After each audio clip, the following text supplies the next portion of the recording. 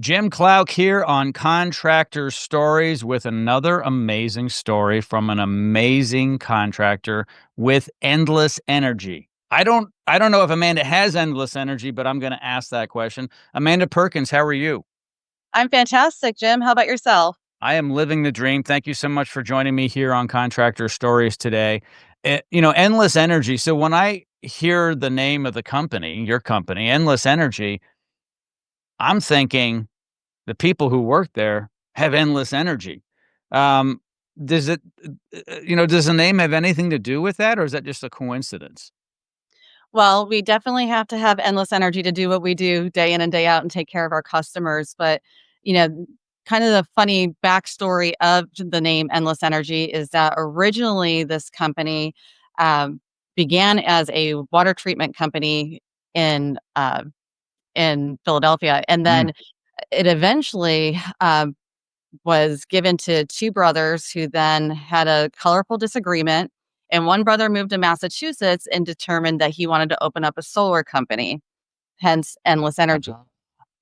And then over the years, he saw that the solar benefits were beginning to wane, and so he decided that he was gonna bridge off and begin to do heat pumps and began the HVAC portion of the business. And then he said, "Oh my goodness, this HVAC portion's actually working out wonderful." And he drifted away from the solar. And about 5 years ago, Matt Kidd, our CEO, purchased the company. We kept the name. And 3 years ago, I came on board as his chief operating officer. And we've kept the name Endless Energy, but we have bridged into a full home services division where we offer HVAC, plumbing, electrical, home energy assessments, and installation all under one roof. That's a lot, but they all go hand in hand. So the HVAC, plumbing, electrical, I call that the trifecta, but you guys gone a little further into that. Do you find that all of those verticals, those categories are areas that do complement each other and that your technicians and your staff on the back end can handle all that in a cohesive way? Or do you find that there are some areas you're like, well, maybe if we could divest that, it might be easier? I'm very privileged that we actually are able to make it work very cohesively. So when we go into a customer's home, if we're doing an HVAC replacement, we can also replace their water heater at the same time. We're able to, help them with water quality, indoor air quality. So all of the, and having it under one roof where we're able to not have to rely on subcontractors to and their schedules. We're able to coordinate that so it's gets done efficiently and quickly for the customer and in the right way. Yeah, it's really nice, as a home service company to be able to get a customer and then get a customer again from that customer. So if you're doing one thing, let's say you're a plumber and you like to replace water heaters and do service work, you can't do HVAC work. You can't do insulation work. You maybe you don't even do water softeners, but you should if you're a plumber. So, it limits you, but then again, there is a point too where you really can't do everything. So there is that limit, and, I would suggest you guys might be at that limit, or do you plan on going into other areas? Right. I think that there is no limit, Mm, right? We're endless. And so I there think you that go. I think that, that will continue to expand. However, right now we're really divesting a lot of energy in building out our plumbing and our service, HVAC service and plumbing services for our customers here in Massachusetts. Yeah, and those are so key, HVAC, plumbing, and electrical, big ones. Those are the things that people, really need in their homes, and when you can cover all of that or most of that, that's fantastic. So I wanna ask you some personal questions because on Contractor Stories, it's not just about the home service company, it's really about the people who are in the business and what makes them get up every day, do what they do, and of course, even though there's a lot of artificial intelligence out there, it is still human based in companies, right? So we need to have the right leaders and the right people in the right areas and the right team members. So I'm going to ask you some questions. We might be going back in time a little bit, and there is a reason why I ask these questions. And so the first one is did you always know that you wanted to be in home service? No, my background wasn't in home services at all. I, you know, actually was a global sales and marketing director for a software company that did financial trading education. And so I didn't have any industry background when I first came in. At first, it was a little bit daunting, especially being a female in the trades. But I learned quickly that I brought things to the table that necessarily, you know, weren't an obstacle, but were actually a complement, so that we could operate efficiently and implement things quickly. I think the home services space is seen differently today than it was 20 or 30 years ago. I think it's getting some more respect. Used to be just like a rough blue collar thing, right? Just like, you've got the white collar homeowner there and you got the rough blue collar guy. Companies weren't as big as they are. I think there were a lot of smaller ones, uh, you know, a guy in a truck type of thing. And um, private equity's changed a lot of things as well. So the whole space has changed. Do you find that true as far as your perception of the home service space now that you're in it? My perception of the home service space has changed dramatically now that I've been, a part of it. And I think a lot of that has to do with the fact of meeting other owners across the nation and realizing how much it takes to learn, the marketing side of things and the internal operations, the systems and processes that have to be put in place in order for, our companies to work the way that they should so we can meet our clients, needs. And the respect that I have for everyone who gets up day in and day out, just like myself, to make that happen is, monumental. You guys are very successful, and that takes systems.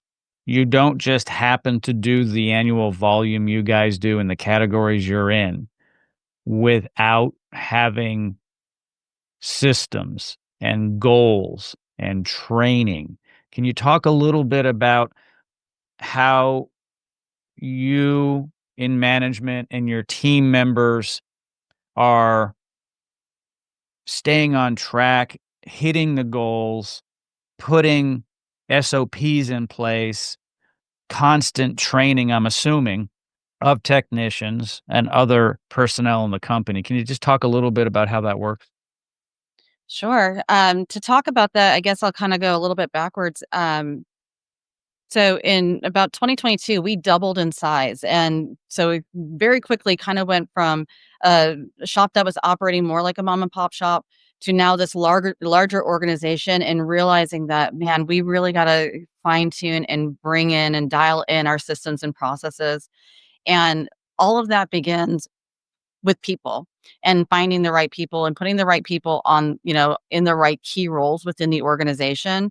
And then beginning to build out, okay, what does each system and process that we do, how do we do that? How do we document it so that everybody knows how to follow, the right path so that we get the right outcome on the other end?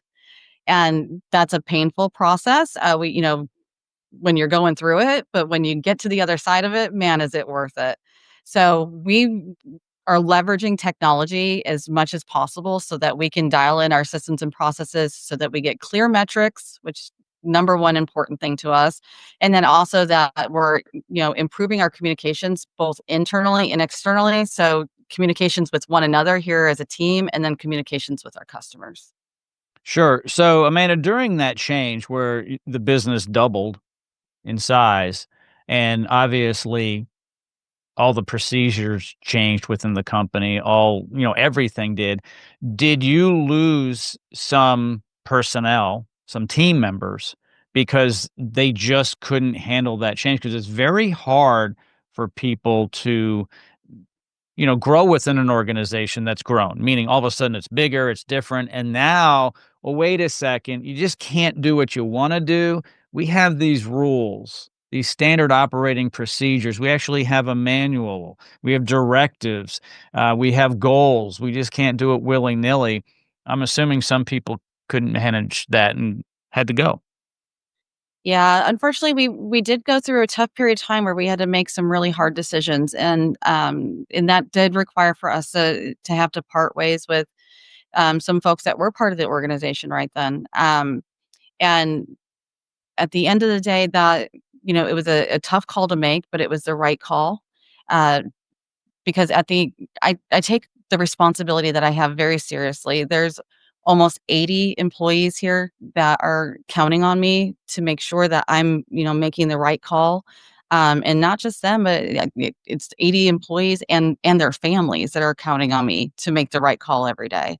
And so sometimes if you've got someone who's not willing to pull in the direction that we need to go as a group, and who doesn't have the best interests of the entire team, at the forefront, then at that point, then we're going to have a tough conversation, because at the end of the day, culture comes first, and insulating and protecting that culture here at Endless Energy is extremely important to us.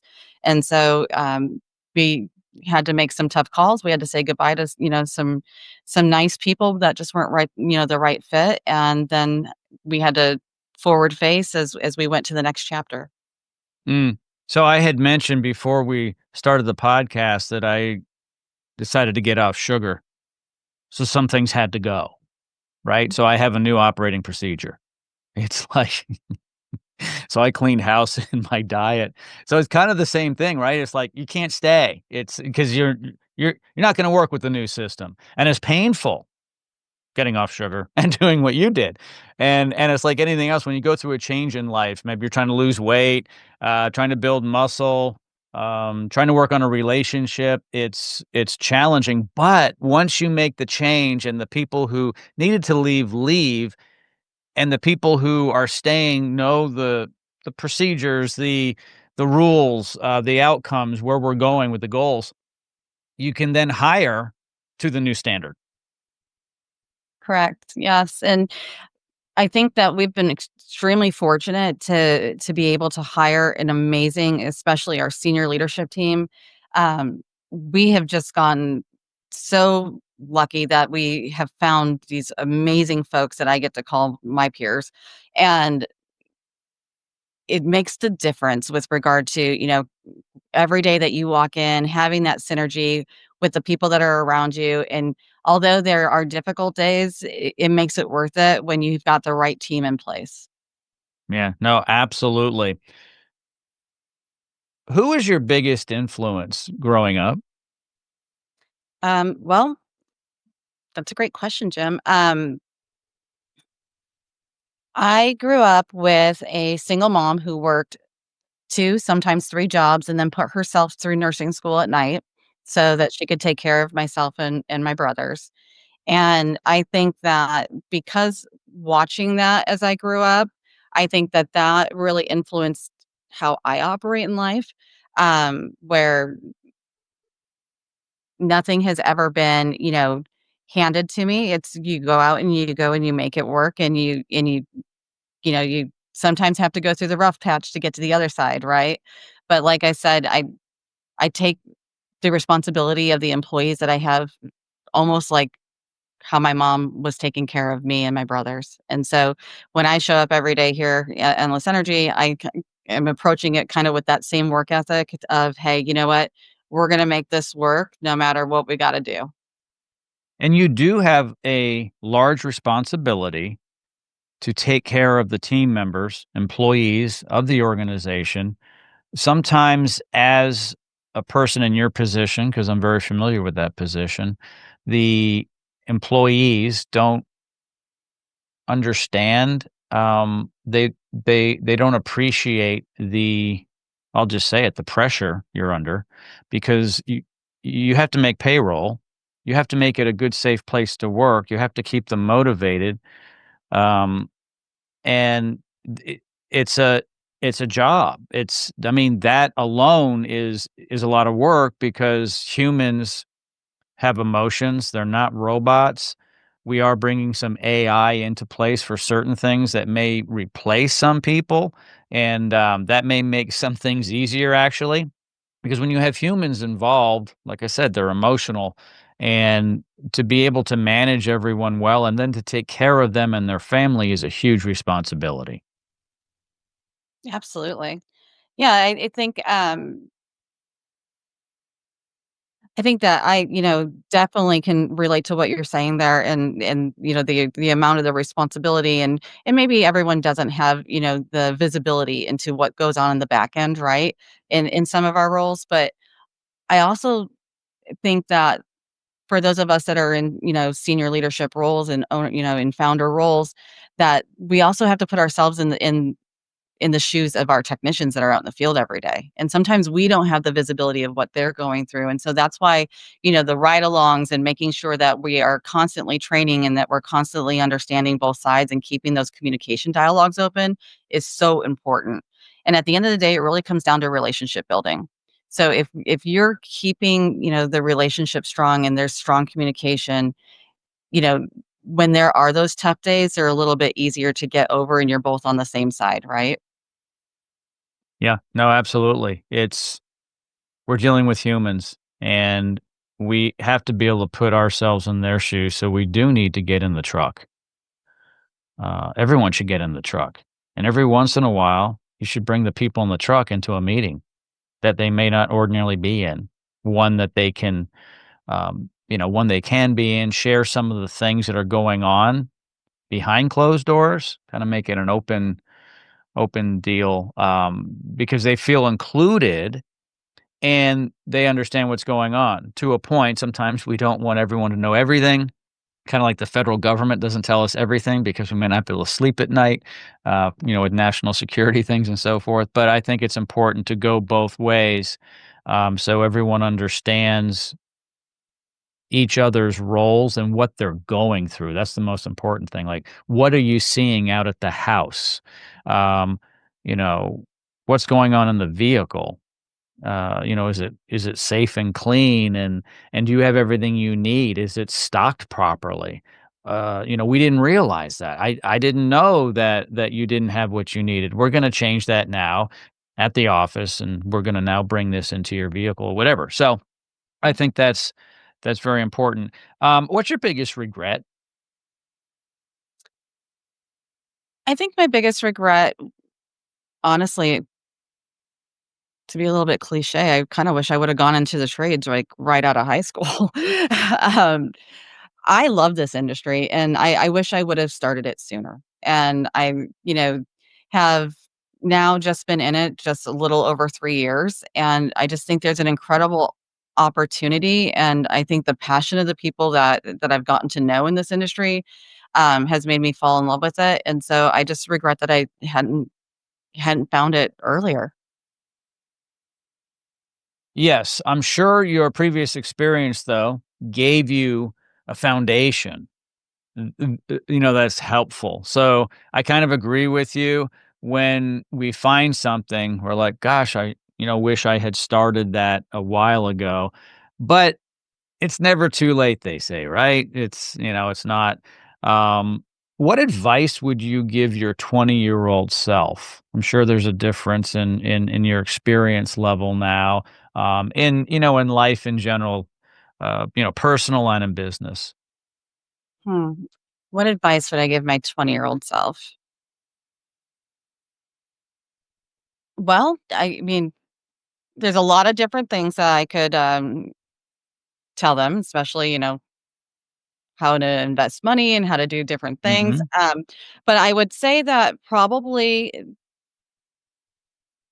I would tell them to really dive into how to build relationships that matter and how to really connect with people and developing that emotional intelligence and EQ very very early. And because what I've found is that whether it's this industry or any other industry, it's really the relationships that you build and how you maintain those relationships that is what's going to help you get to your next chapter.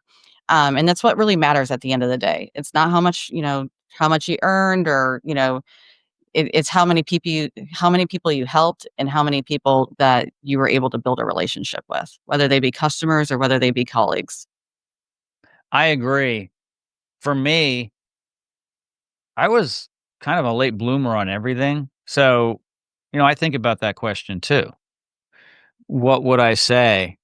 There's a lot of things I would say, like get out of bed, do something with your life. But beyond that, I'm not so sure that if I went back in time, I could get through to that guy at 20 years old. So part of it, it's an interesting question, and everyone answers it a little differently. Um, Unfortunately for some of us, we need to kind of figure that out on our own. I have children in their 20s, and I tell them all the time what they should do, and it doesn't always get through. But I know over time it'll change, and I think it's a tricky question because we'd all like to think that, oh, we're going to listen to someone now with the experience they have, and someone that we might respect when we're 20 years old. Um, but that's a great answer. You have told me that you read books. What book has influenced you the most?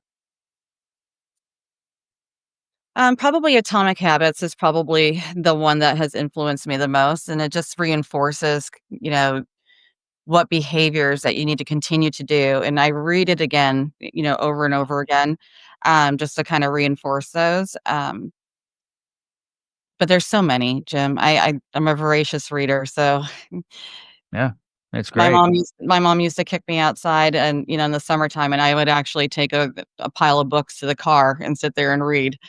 That's how much I loved it, even at a young age. Yeah, readers are leaders. Tommy Mello says that all the time, and I agree. He and I share books all the time, and I'll say this to anybody: if you're just consuming podcasts, that's fine, and listening to the podcast and watching it, that's fine.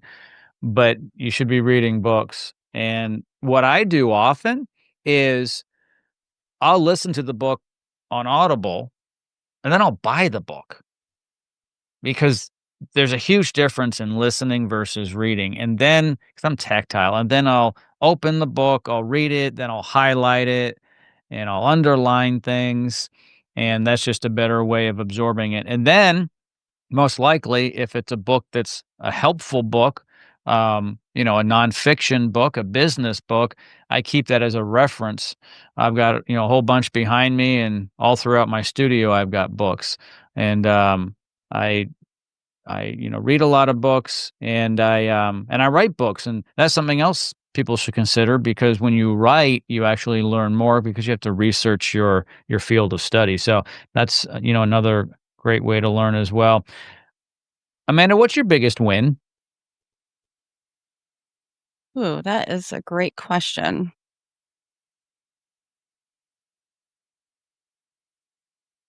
Let me think about that one, Jim. My biggest win. Mhm. We can circle back. So you think about Uh, that in the back of let's your mind. Yeah, let me think about that one Yeah, for a here's one moment. you're gonna like. What's your superpower? What are you best at? So, I think that I'm best at implementing and really kind of trying to figure out what the Matt, who's our CEO, is a amazing big thinker, and he's got, big vision, which I absolutely love. But then it's my job to come in and kind of figure out, okay, what are the component parts and how are we going to get there? And strategy is something I think I would call a superpower for me, and Mhm. taking kind of like the overall strategy and then breaking it down into like the bite-sized pieces of, okay, these are the steps that we need to take. And this is how we're going to get there step by step. Yeah. And it's great to identify and understand what your superpower is. Because some people think their superpower is something and it's not. And so they try to be something they can't be. And everyone, I believe, is good at a number of things, but they could be really great at one thing if they're okay with identifying with that. Some people don't want to identify with it. They're like, "Yeah, I wanted to be, a doctor, but I'm not really good at that, but I'm good at sales, but my parents didn't want me to be a salesperson." That's sleazy. That's not what, I mean, we're doctors and no, if you're a good salesperson, that's a good career. So, become a salesperson. Don't try to be the doctor. You might kill somebody. So, uh, be careful with that. Um, Amanda, if you could do something over again, a do-over, what would that be in your life? If I could do something over again.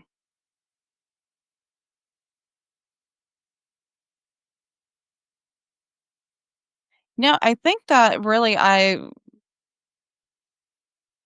would do this opportunity over again that I've had with coming on with Endless, Mhm. but I would do I mean, the last 3 years have been phenomenal. However, there's been a lot of learning experiences through those 3 years, right? And if I could take the 3 years of learning experience and go back and not have to already know what the fixes are and move that much faster, um, I mean, I we wouldn't be at 16,000,000 right now, there would be no cap. Yeah. It's, one nice thing about going through life is the experience we gain. The foundation gets stronger and stronger, so it's easy to look back and say, "Woulda, shoulda, coulda," and so forth, but what I think's exciting, and I don't know about you, but I'm sure it's true, is when we're challenged with something new, the gains come quick because we have to get from there to there. It's like learning anything new, and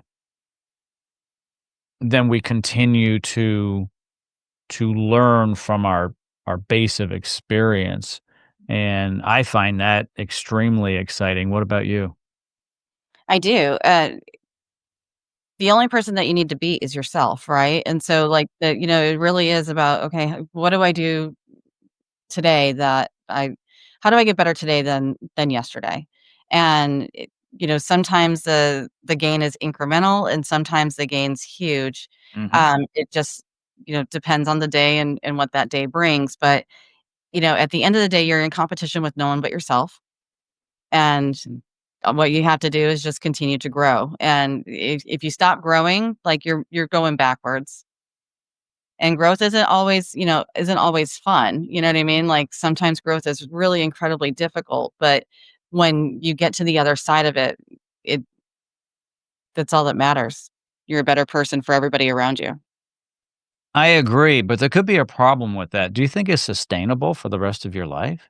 I mean, seriously, like, there are people who are achieving, achieving, achieving, achieving. Take an athlete, for instance. Their Mhm. career's not that long. Some of them hit a wall and they're like, now what? Right. Or maybe it's an actor or actress from Hollywood and they were a child actor and now they can't figure out how to be an adult actor. And so they were doing so well.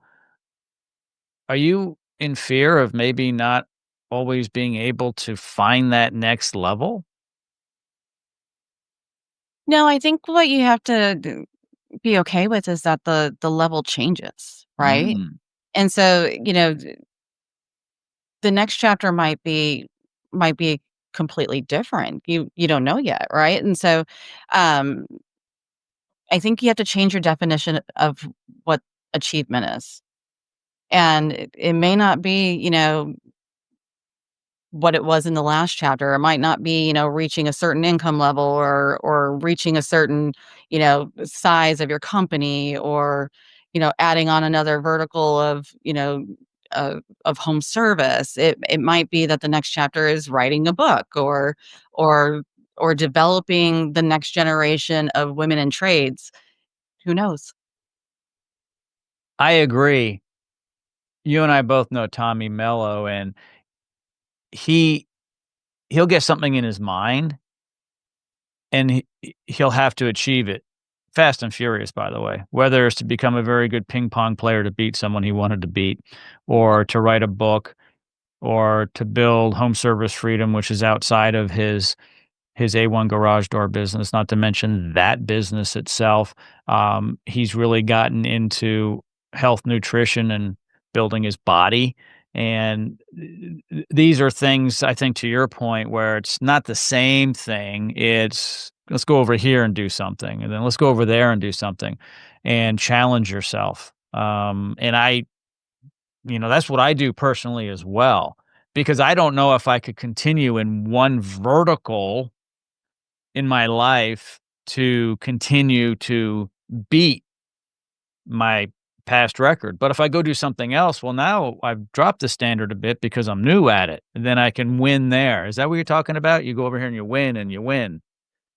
Yeah, I think, I don't know that you necessarily, drop the standard. I think it's just learning something new, right? Mhm. And anything you're adding to to your repertoire, to your toolkit, it just makes you that much more interesting, Yeah, right? round you out. Mhm. Absolutely. Yeah, it makes you a more valuable person to your business, to your family members, to yourself, to your community, um, and it makes you more interesting as well. And I think that's so important. I feel sorry for people who don't see that and they just kind of get pulled through life. Mhm. They have to get a job. They have to make a certain amount of money to pay their rent or their mortgage, and they're just kind of like being pulled through life instead of taking charge themselves and driving it. And I think that's what makes a difference in people like you and the average person out there. I mean, you're in a great position, driving hard, helping people, and you seem to enjoy it. Is that about right? Yeah, I absolutely love it. And yeah, I really am fortunate to get up and get to do this every day. Yeah, I can tell. Amanda, this has been amazing. Do you have any parting words before we conclude the podcast? I would just say thank you, Jim, for the opportunity to get to know you and to share a little bit about myself. I would say, for anyone listening who needs HVAC, plumbing, and electrical in Massachusetts, it's goendlessenergy.com. Also, if there's any, other operator owners out there that want to connect on systems and processes, that I'd love the ability to connect. Happy to jump on a Zoom, or feel free to give me a call. My email address, if you want to email, is amandap@goendlessenergy.com, and I'd love to connect with you. And I'll make sure all of Amanda's contact information is located in the show notes. Amanda Perkins, thank you so much. I appreciate it. Thanks, Jim. Have a wonderful day.